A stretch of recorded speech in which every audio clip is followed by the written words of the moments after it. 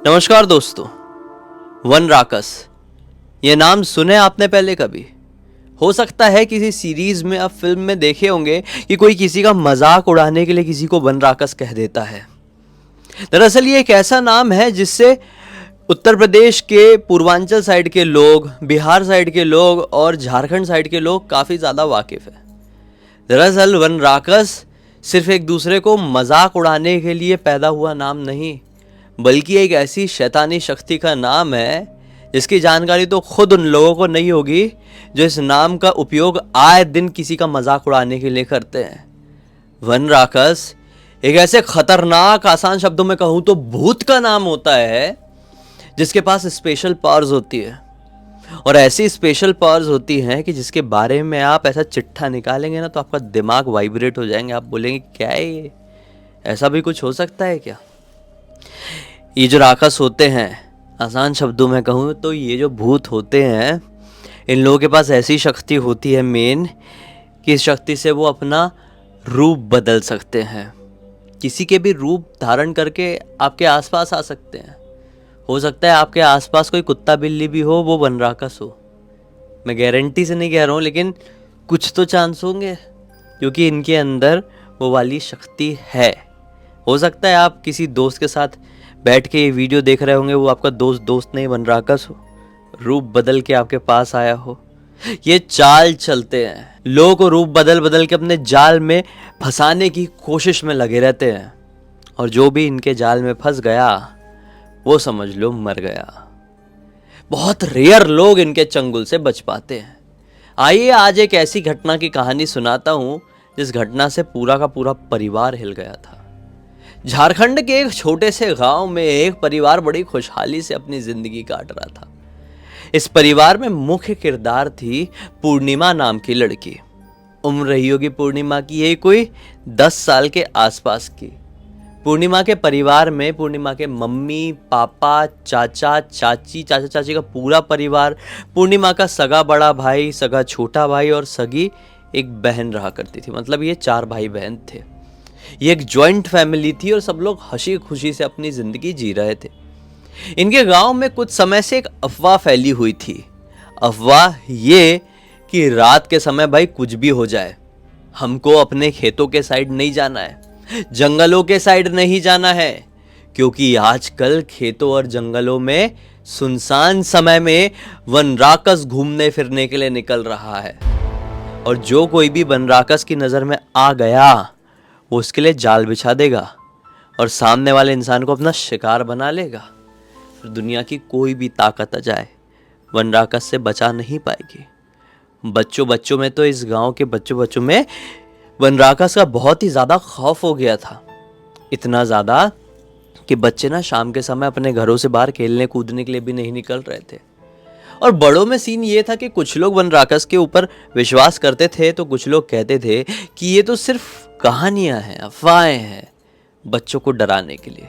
गांव के बच्चे बहुत मस्तीखोर हो गए हैं, इसलिए ये वाली स्टोरी बड़े बुजुर्गों के द्वारा क्रिएट की गई है कि बच्चों को डराएंगे और घर के अंदर पैक रखेंगे। अब सच्चाई क्या थी वो आपको आगे समझ में आएगा। तो ये जो पूर्णिमा थी, पूर्णिमा के परिवार में भी कुछ लोग विश्वास करते थे वन राकस के ऊपर तो कुछ लोग नहीं करते थे। अब भाई इस गांव में बड़ी विचित्र पाबंदी लगी हुई है। क्या कि कोई भी शाम के समय के बाद अपने घरों से बाहर नहीं निकलेगा क्योंकि वन राकस पकड़ लेगा। ये विचित्र सी ही तो हुई भाई, क्योंकि बहुत सारे लोग के काम धंधे रात में भी होते हैं। अब जैसे देखो, एक सीज़न आया, बसंत का सीज़न, कटाई का सीज़न, थोड़ा कुछ कटाई करना, तो गांव के जितने भी लोग हैं दिन में कुछ बाहर काम कर रहे हैं, अपनी नौकरी चाकरी में लगे हुए हैं, तो भाई उनको तो शाम को या रात को ही वक्त मिलेगा ना कि अपनी कटाई कर लेंगे खेत से। अब खेत में वन राकस आ गए ऐसा करके सब लोग अफवाह फैलाएंगे, डर फैलाएंगे, तो इंसान करेगा तो करेगा क्या गाँव का?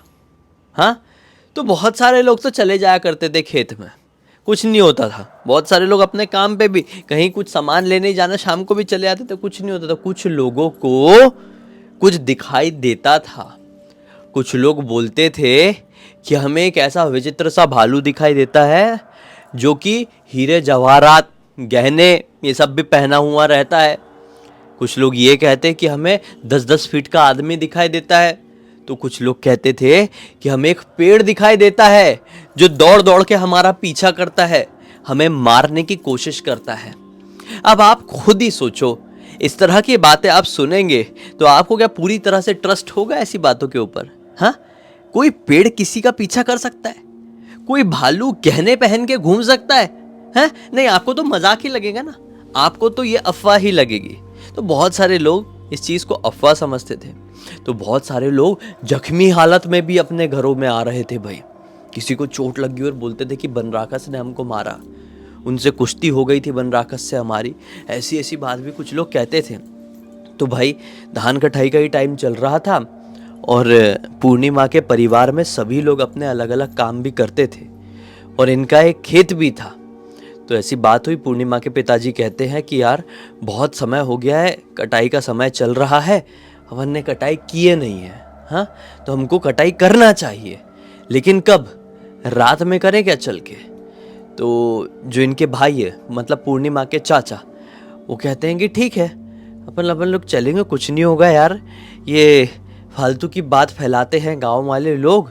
कहीं ना कहीं पूर्णिमा के पिताजी इस बात के ऊपर ट्रस्ट करते थे, चाचा जी उतना ट्रस्ट नहीं करते थे। चाचा जी बोलते फालतू की बात फैलाते हैं, अपन भी इन लोगों की बातों में आएंगे तो फिर क्या फ़र्क रह जाएगा उन लोगों में जो बिना सोचे समझे कुछ भी चीज़ अफवाह में फैला देते हैं, और हम लोगों में क्या फ़र्क रह जाएगा। ये बोलते हैं सही बात है, तो एक काम करते हैं, अपनी जॉब वॉब से आ जाएंगे और आने वाले शनिवार की रात अपन सब लोग, यानी जितने मेन लोग हैं जो कटाई करने के लिए जाएंगे, वो अपनी बैलगाड़ी में सवार होंगे और खेत की तरफ जाएंगे।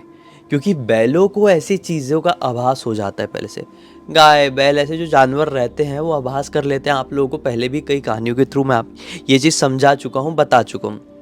तो इन लोगों ने डिसाइड किया कि बैलगाड़ी में बैठकर जाएंगे, ताकि बैलों को अगर कुछ आभास हो गया तो बैलें रुक जाएगी, आगे ही नहीं जाएगी, या फिर घुमा के हमको घर वापस लेकर आ जाएगी। बोले हाँ ये आइडिया सही रहेगा। इनके घर से इनके खेत की दूरी लगभग 5 किलोमीटर की थी और डिसाइड हुआ कि कटाई करने के लिए कौन कौन जाएगा। एक तो पूर्णिमा के पिताजी, एक चाचा जी, एक पूर्णिमा खुद, और पूर्णिमा का सबसे छोटा वाला भाई। सबसे छोटे वाले भाई का नाम हम चीकू रख देते हैं। चीकू की उम्र कितनी थी? मुश्किल से 6 या 7 साल के आसपास की रही होगी, और पूर्णिमा की उम्र रही होगी उस समय 10-11 साल के आसपास की। ठीक है, ये लोग गाड़ी में, अब आप लोग सोच रहे होंगे कि ये बच्चों को लेकर क्यों गए, पिताजी और चाचा जी ये जरा से बच्चों को लेकर क्यों गए? तो क्योंकि बात ये थी ना कि किसी और को क्या लेकर जाएंगे। आस पड़ोस के लोग, गांव के लोग तो पूरा डरे हुए हैं, घर से बाहर कदम नहीं रखते हैं, चाहे कई बार कितनी भी इमरजेंसी पड़ जाए। कुछ लोग तो ऐसे हैं कि इमरजेंसी के चक्कर में अपने घर के अंदर घुट के मर जाएंगे, लेकिन बाहर नहीं निकलेंगे, क्योंकि बाहर बनराकस की एक अलग ही खौफ की लहर दौड़ पड़ी है भाई। तो इसलिए खुद का काम खुद को ही संभालना है, इसलिए यही लोग सवार हुए और मेन कटाई करेंगे अपने चाचा जी और पिताजी, और लड़का चीकू जो है वो थोड़ा सा सामान अमान संभालेगा, और लड़की जो पूर्णिमा है वो भी कुछ कुछ कर लेगी। ये लोग रात के लगभग 9 बजे के आसपास खेत पहुंच जाते हैं। घना अंधेरा था और गांव में तो कोई भी बाहर नहीं निकल रहा है क्योंकि डर है। तो सुनसान सन्नाटा भी ऐसा फैला हुआ है, हल्की हल्की कोहरे का समय भी है, और हालांकि ये चांदनी रात है तो विजन थोड़ा सा क्लियर है। बैलें बड़ी आराम से इन लोगों को लेकर यहाँ तक आ गई। अब जैसे समझ लो ये खेत है ना, खेत से लगभग 200-250 मीटर पहले बैलगाड़ी को रोक दिया गया है, क्योंकि अब बैलगाड़ी अंदर नहीं जाएगी, पैदल पैदल इनको जाना है। कटाई करके अपने बैलगाड़ी में सामान जो भी कटाई हुई है धान की या जो भी चीज़ की वो डालना है और फिर अपने घर लेकर आना है। तो ये जो आदमी लोग हैं, मतलब पिताजी, चाचा जी और चीकू, ये लोग खेत की तरफ जाने लगे। तो पूर्णिमा बोलती है कि अरे मुझे लेकर नहीं जाओगे क्या पापा? तो पापा बोलते रहे हाँ मैं तुझे बोलना भूल गया कि ना तू यहाँ पे बैलगाड़ी के साथ ही रह, क्योंकि बैलों को तुझे देखना भी है। बैल अगर किसी भी प्रकार का हिंट करेंगी तो हमको आवाज़ लगा देना, और अपन लोग अपनी बैलगाड़ी में सवार होंगे और फटफट निकल जाएंगे। और बैलगाड़ी की देखभाल करना भी तो ज़रूरी है, क्योंकि गांव में कुछ गलत लोग भी घूमते हैं। अब ये अफवाह फैली हुई है बनराकस की, तो कुछ लोग गलत फ़ायदा भी उठा रहे हैं इस अफवाह का, क्योंकि कोई बाहर निकल नहीं रहा है, इलाका पूरा सुनसान है, तो कुछ चोर टाइप के लोग यहाँ पर आते हैं और बड़ी बड़ी वारदातों को अंजाम देते हैं। तो तू अपने बैलों के साथ ही रहे और कुछ भी समझ में आया तो हमको फटाक से आवाज़ लगा देना। ये ठीक है बोली, ये बैठ गई बैलगाड़ी में और पीछे से बैलों को ऐसा ऐसा सहला रही है, अपने दोनों बैलों को धीरे धीरे करके। 15 मिनट बीत गए, 20 मिनट बीत गए। अचानक से पूर्णिमा को आभास होता है कि मेरे बाजू में कोई तो भी है जो मुझे टुकुर टुकुर देख रहा है। ये घबरा गई कि मुझे ऐसा घूर घूर कर कौन देख रहा है। बैलों को सहलाना रोकी और तुरंत ऐसे करके देखी तो क्या पाई, जैसे ये पूर्णिमा बैठी है ना, उससे मुश्किल से 10 मीटर की दूरी पर, मतलब बाजू में 10 मीटर, कितना सा होता है 10 मीटर, 30 फीट मुश्किल से, एक विचित्र सा जानवर बैठा हुआ है जो आधा कुत्ते के जैसे और आधा सूअर के जैसे दिखाई दे रहा है। उसकी आंखें सफ़ेद सफ़ेद चमक रही, बिल्कुल ऐसी पूरी सफ़ेद आंखें। तो ये घबरा गई क्योंकि पूर्णिमा ने, हालांकि उम्र कम, लेकिन थोड़े पहले के टाइम के लोग क्या थोड़े एडवांस होते थे, उनको गांव की चीज़ों की समझ बहुत होती थी। आजकल क्या होता है, बच्चे जो रहते हैं ना वो ज़्यादातर अपना समय मोबाइल में, स्कूल में, पढ़ाई में बिता देते हैं, शहरी बच्चे, तो उन्हें बहुत सारी चीज़ों की समझ नहीं होती है। वहीं पे आप थोड़े पुराने ज़माने में जाएंगे, आज से 20-25 साल पहले भी जाएंगे ना, तो बच्चे काफ़ी ज़्यादा वो हुआ करते थे, मतलब उन्हें हर चीज़ की समझ थी। कैसे समझाऊँ मैं, जैसे उनसे पूछ लो कि ये किस चीज़ का पेड़ है, वो बता देते थे। आज के टाइम पे 22 साल के लड़के से ही पूछो ना पेड़ दिखा के कि ये किसका पेड़ है, तो नहीं बता पाएंगे बहुत सारे बच्चे। लेकिन उस समय ये कारनामे बच्चे 7-8 साल की उम्र में भी कर देते थे कि हाँ ये तो बेर का पेड़ है, हाँ ये तो नीम का पेड़ है, ऐसा ऐसा बता दिया करते थे। तो चीज़ों की समझ थी, क्योंकि बहुत दुनिया देख लेते थे वो लोग, घूम फिर के स्ट्रांग होते थे। माँ बाप भी थोड़ी खुली छूट देते थे। आजकल माँ बाप भी बहुत ज़्यादा चिंता करते हैं, तो बच्चों को बहुत ऐसा जगड़ के रखे हुए रहते हैं। खैर वो अलग चीज़ है, हम कहानी की तरफ फोकस करते हैं। तो हाँ, पूर्णिमा उस अजीब से जानवर को देखकर थोड़ी सी घबरा गई, क्योंकि पूर्णिमा ने इस प्रकार का जानवर कभी देखी नहीं थी। तो क्या करी, थोड़ा देर देखी देखी देखी, वो इसे घूर घूर कर देख रहा था और थोड़ा घुर्रा भी रहा था ना, तो इसने सोची कि मैं दोनों बैलों के पैरों के बीच में जाकर बैठ जाती हूँ। ये मुझे ही देखकर घूर रहा है, घुर्रा रहा है, तो मुझे कुछ हार्म नहीं कर पाएगा, मेरी बैलें मुझे बचा लेगी। मतलब मैं बचपन से अपनी बैलों को संभाली हूँ, देखी हूँ, सब कुछ है, तो ये मुझे संभाल लेगी। तो ये अपने तुरंत ना बैलों के दोनों पैरों के बीच में जाकर, चारों पैर के बीच में जाकर ऐसे दुबक के बैठ गई। तो इतने में वो क्या पाती है कि वो जो थोड़ा 10 मीटर दूर बैठा हुआ था, वो धीरे धीरे धीरे करके इसकी तरफ आगे आ रहा है। इसकी लार भी टपक रही थी, जी हाँ, वो जानवर की ऐसी लार भी टपक रही थी, और उसके पास से बहुत गंदी दुर्गंध भी आ रही थी। ये समझ गई कि कुछ ना कुछ गड़बड़ है, क्योंकि इसकी जो दोनों बैलें थी ना, वो दोनों बैलें भी ऐसी ऐसी काँप रही थी और उसी जानवर को ऐसे एक टक लगाए ऐसे बस घूरी जा रही थी। अब भाई पहले किसी से घबरा रही है तो ये डरा देने वाला मामला है, क्योंकि बैलें कई बार इतनी ज़्यादा स्ट्रांग होती है कि अगर झुंड में रहे ना तो शेर से भी लड़ जाती हैं। ये बात तो आपको भी पता होगा। तो बैल ना ऐसे, मतलब ऐसे ऐसे काँप रहे थे इनके। तो ये सोची कि ये क्या है, मतलब मेरे बैल भी घबरा रहे हैं, कुछ तो गड़बड़ है, मुझे चिल्ला के पापा को बुलाना चाहिए। तो ने ज़ोर से चिल्लाई, पापा पापा, चाचा जल्दी आओ जल्दी आओ। तो वो लोग ना वहाँ से निकल ही चुके थे, कटाई वटाई करके अपना सामान वामान सब लेके आ रहे थे। तो वो लोगों ने भी कदमों की रफ्तार बढ़ा दी, क्योंकि ऐसे पूर्णिमा ने कभी करी नहीं थी। पूर्णिमा समझदार बच्ची थी और उसको ये कई बार समझा के कटाई करने के लिए गए थे कि कुछ भी गड़बड़ लगे तो आवाज़ लगा देना, हम फटाफट आ जाएंगे।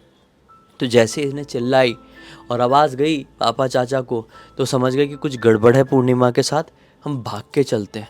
तो भागते भागते भागते भागते भाई आए। जैसे ही वो लोग यहाँ तक पहुँचे ही है ना, बैलगाड़ी तक, इतने में ही ये क्या देखती है पूर्णिमा कि वो जो जानवर बिल्कुल इसके मुंह के पास आ गया था, घुर्राते हुए, लार टपकाते हुए, वो पीछे पलटा है और पीछे आगे की तरफ ना एक तालाब था, वो तालाब तरफ भागने लगा। आधा रास्ता उसने क्रॉस किया था भागते भागते कि वो 4 पैर की जगह 2 पैर में भागने लगा। फिर छोटी हाइट से वो बड़ा हो गया और थोड़ी आगे जाने के बाद वो पूरा इंसान जैसा दिखाई देने लगा। पूरे शरीर में बाल ही बाल है, लेकिन शरीर थोड़ा सा ऐसा अकड़ा हुआ है, और ऐसे ऐसे भागते भागते जाके वो झम से तालाब में कूद गया। पूरा मतलब ऐसा लगा कि एक जानवर था जो इंसान बन गया। और जैसे ही वो उस तालाब में कूदा तो एक बड़ी सी मछली कूदी, ऐसा आभास हुआ। तो डर के मारे पूर्णिमा तो बच्ची है, उसका रोना छूट गया। कितने में पापा चाचा आए, बोले क्या हो गया क्या हो गया, अभी जो भी कटाई करके लाए हैं वो भी बैलगाड़ी में रखे, क्या हो गया करके, तू ऐसे क्यों बैठी है बैलों के बीच में, बता बाहर निकल, सब ठीक है, हम लोग आ गए। तो पूर्णिमा ने सारी बात पापा चाचा से बताई। इतने में इन लोग जो कटाई करके लेके आए थे वो सामान भी इनका बैलगाड़ी में रख कर हो गया। तो इसके पापा बोलते अच्छा अच्छा चल चल, यहाँ पे ज़्यादा बात नहीं करेंगे, हो गया अपना काम, निकलते हैं फटफट। तो ये लोग बैलगाड़ी से फटफट घर आ गए और फिर बोलते हैं कि चल अच्छा हुआ तूने सही समय पर आवाज़ लगा दी थी, और ये तूने बहुत अच्छा करी कि तू बैलों के बीच में जाकर बैठ गई थी, क्योंकि बैल अपने ऊपर ले लेते लेकिन तेरे ऊपर आने नहीं देते। और तू सोच रही होगी ना कि हम तुझे छोड़कर क्यों गए थे। एक तो सबसे मेन रीज़न तो यही था कि बैलगाड़ी की सुरक्षा करना था, हमको हिंट कर देना था, क्योंकि अगर तू हमारे साथ आई होती तो वो चीज़ बैलों को हार्म कर सकती थी।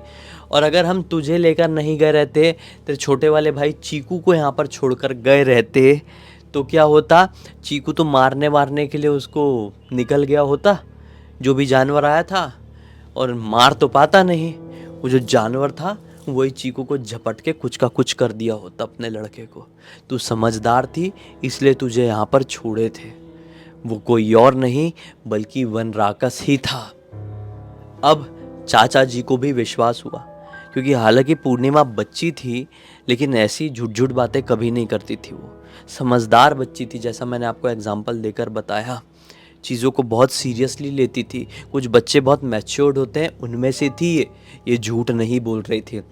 और इसकी बातें सारी की सारी गांव के लोगों से मैच हो रही थी, क्योंकि गांव के लोग यही कहते थे कि वन राकस अलग अलग रूप धारण कर लेता है और लोगों को अपने जाल में फंसाने की कोशिश करता है, और कोई भी इसके जाल में फंस जाए तो बस उसको अपना शिकार बना लेता है, उसको चीर फाड़ करके खा लेता है। तो ये समझ गए सब लोग, जो कॉम्बिनेशन परम्यूटेशन सब बैठाए, वो समझ गए कि भाई वन राकस ही आ गया था।